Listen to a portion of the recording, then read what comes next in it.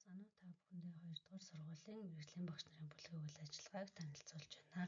Хамтдаа хөгжийн нэрийн дор суралцагчдын ойлгон унших хуулийг дэмжиж тэдний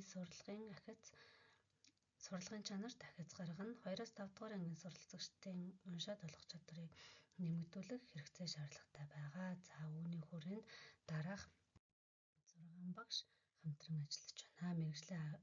Мэргэжлийн бүлгийн ахлагчаар Бямүгтия, 4А ангийн багш Эрдэнэсөх, 2А ангийн багш Болд Эрдэнэ, 5А ангийн багш Бат Цэцэг, 3Б ангийн багш Ганц Цэцэг, 1А ангийн багш Б Ганц Цэцэг гэсэн багш нарын бүрэлдэхүүнтэй хамтран ажиллаж байна.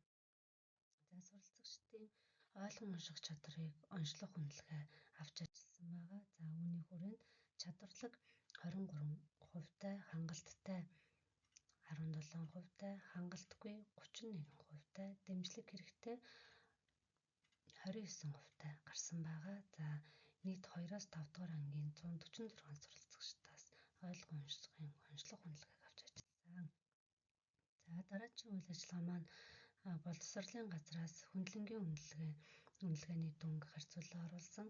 За дараах байдлаар харагдаж байна. Бидэнд 2-5 дугаар ангийн суралцагчдын ойлгон унших чадварыг нэмэгдүүлэх хэрэгцээ шаардлага тулгарсан учраас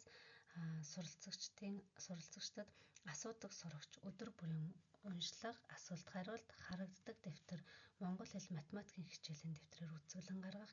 За хамтаж хүүхэд 7 хоногт нэг хичээлийг багаар зохион байгуулах, уншсан номын тэмдэглэл хөтлөх, үсэглэлийн хаад суралцагчдын дунд тэмцээн зохион байгуулах,